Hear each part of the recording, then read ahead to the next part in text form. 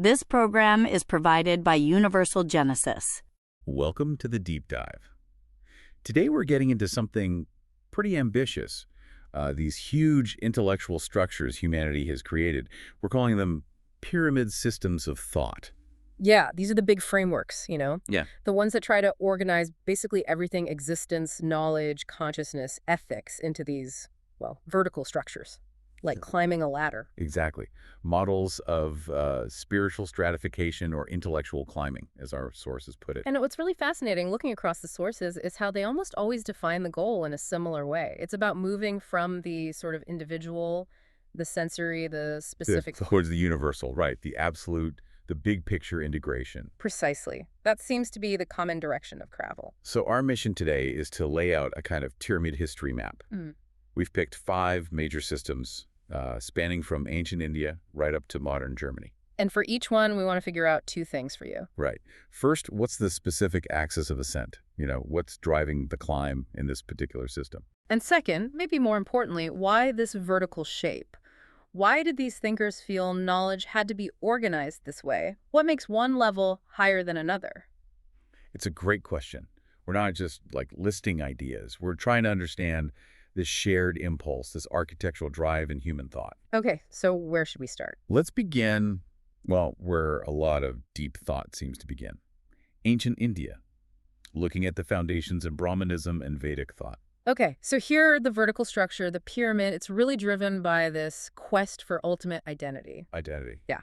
The axis, the core line going up, is the union between the big cosmic principle, Brahman, and the individual self, the Atman. Realizing that these two are actually one, that's the whole point. So if the goal is realizing yourself on this cosmic level, how do you actually climb? What gets you higher? It's framed as a process of purification. You're purifying consciousness, moving away from the lower levels, the entanglements with the material world, desire, action. Makes sense. So what are the typical layers then? Well, you often see a kind of 3-layer structure. The base, the foundation, that's the world of action and its consequences, karma. You're kind of bound by your deeds, your desires. Right. That sounds like the everyday level where most of us are stuck dealing with cause and effect. So what's the active step up from that, the middle bit? The middle layer, yeah. That's usually about intellectual understanding, about meditation. It's the path of jnana, or knowledge. You're actively using your mind to grasp the deeper reality, to separate what lasts from what's just fleeting. Okay, so you move from just acting to understanding. And the top, the peak of the pyramid. That's moksha, liberation. It's the complete union, the breakthrough moment where the individual self, Atman, recognizes itself as identical with the cosmic principle, Brahman. Bunga Ichinyo, as the sources sometimes call it. Exactly. And the integrating principle, the thing that holds it all together and drives the ascent, is fundamentally religious knowledge, that deep insight into Brahman's nature. Okay, fascinating. From that inner journey in India, let's pivot quite dramatically. Across the world to ancient Greece and to Aristotle. Yeah. He really gave the West its first, rigorously laid out pyramid system, didn't he? He absolutely did. And what's key with Aristotle is how he maps not just, say, spirituality, but existence itself into a hierarchy. And it's all driven by this concept of purpose or teleology. His famous hierarchy of existence, the Scala Naturae, or Great Chain of Being later on, that's basically ordering the whole world vertically. Pretty much. For Aristotle, everything is a mix of form, its essence or blueprint, and matter, the stuff it's made of. The hierarchy works like this. Things with less form and more raw matter are lower down. Things with more form, more definition, are higher up. So it starts with, what, inanimate matter? Right, non-living stuff at the bottom. Then you climb. Plants have a basic vegetative soul just for growth and nutrition. Animals have that, plus a sensory soul they can feel, move. And humans. Humans have all that, plus the rational soul, the nousteris, the ability to reason. That puts us near the top. So rationality is the key marker for your place on the ladder, and the absolute peak, the very top. That's the unmoved mover. God, essentially. Pure form, pure actuality, pure thought thinking itself. It's the ultimate purpose, the final cause that pulls everything else towards it without moving itself. But he didn't stop at ordering nature, did he? This vertical logic, he applied it to human knowledge, too. Why did he think, say, metaphysics had to be higher than politics or art? Again, it comes back to purpose, the telos. What's the highest purpose, the ultimate function of human being for Aristotle? It's exercising that pure rational thought contemplation. Okay. So the kind of study that directly enables that theoretical studies like mathematics, physics, and especially first philosophy or metaphysics that must sit at the top of the knowledge pyramid. And the other types, making things, doing things. They're essential, sure. Generative studies like technology or art, and practical studies like ethics or politics are crucial for human life. But ultimately, they serve that higher end, which is knowing fundamental truth for its own sake. The whole structure finds its logic in that final purpose, teleology. Okay, that gives us two really powerful early pyramids. One based on purifying consciousness towards unity, the other on a fixed purpose ordering all of existence and knowledge. Let's shift gears now maybe into part two, where the focus moves more towards ethical order and how different systems get integrated. Right, and for that, we can travel to Song Dynasty China, looking at Neo-Confucianism, particularly the hugely influential Zhu Xi.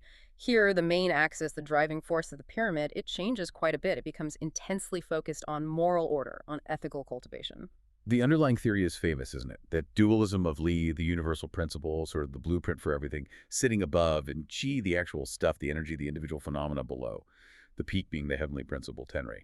Exactly. That's the metaphysical backdrop.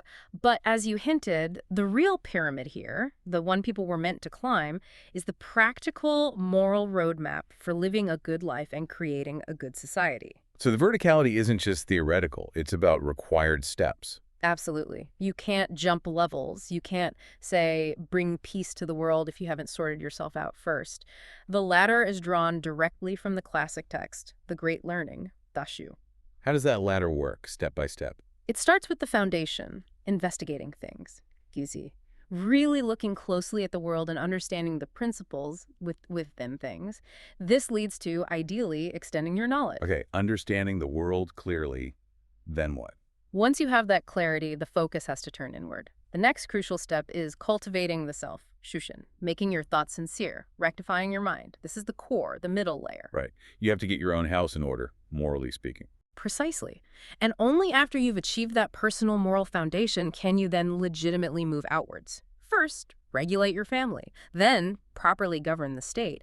And the ultimate culmination of this progressive ethical climb is achieving peace in the world. Heitinka. Wow. It's a hierarchy where succeeding morally at one level is literally the prerequisite for even attempting the next. The whole system resolves into making that universal lie manifest through step-by-step ethical practice. It's very grounded, very practical in its ascent. Now, staying in East Asia but shifting contexts, let's look at a really interesting, maybe even radical form of vertical organization from high-end Japan, Kukei's Jushinran, the 10 stages of mind development. Kukei. Shingon Buddhism. This one offers a different kind of insight, doesn't it? Especially into how religious systems try to organize other systems. It really does. So it's a 10-stage system, as the name suggests.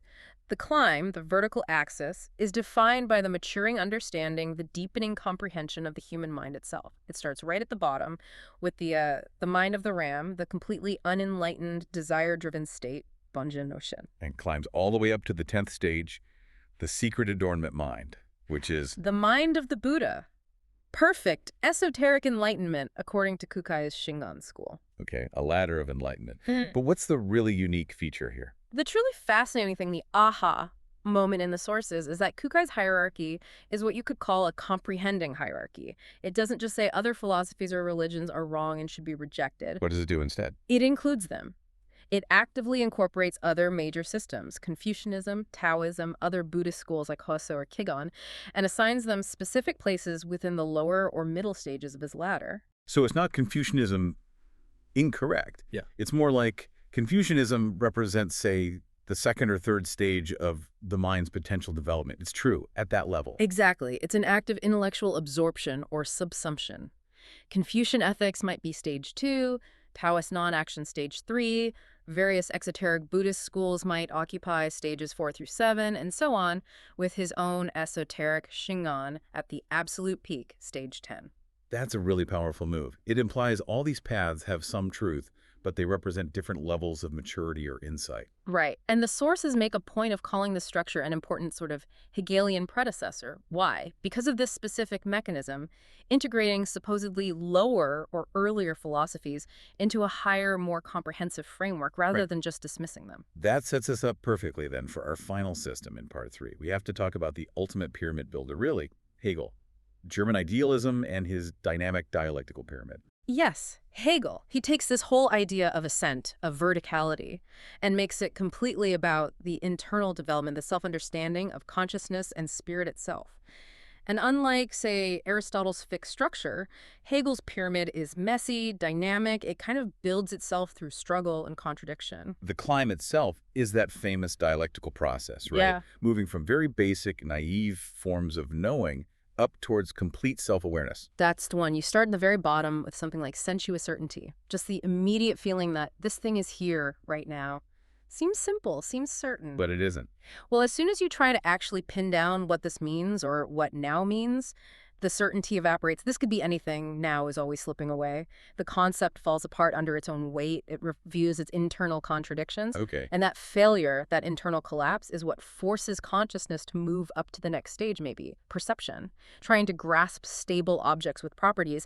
But that, too, reveals its own problems, pushing thought further up through understanding, reason, spirit. So the engine driving the climb isn't an external goal like Aristotle's God, but the inherent instability or incompleteness of each lower stage. Precisely. The core mechanism is this concept Hegel called Aufhebung. It's a tricky German word, often translated as sublation, or sometimes sublimation. And that's crucial for understanding how the pyramid builds. Absolutely critical, because when a lower stage is overcome, when its contradictions force a move upwards, it's not simply canceled out or destroyed. What happens to it then? It gets preserved, lifted up, and integrated into the new, higher, more complex stage. The truth of the lower stage is kept, but its limitations are overcome within the broader perspective of the higher one. That is tricky. Can you give us an analogy, maybe? Make it stick. Okay, think about the history of science, maybe. Like Newton's physics, it worked incredibly well, explains so much. It was true within its domain. Then Einstein comes along with relativity. Now, did Einstein prove Newton was just totally wrong? No. He showed that Newtonian mechanics was actually a special case, a simplification that works well under certain conditions, like low speeds, low gravity. I see. So Einstein's theory is broader. Exactly. Einstein's relativity includes Newtonian physics as a valid approximation within its larger framework. It aufhebt Newton. It preserves the truth of the earlier stage while transcending its limits. That's the idea. The lower stage is both negated and preserved in the higher one. Okay, that helps. So this whole dynamic process, driven by contradiction and Aufhebung, keeps climbing until it reaches what?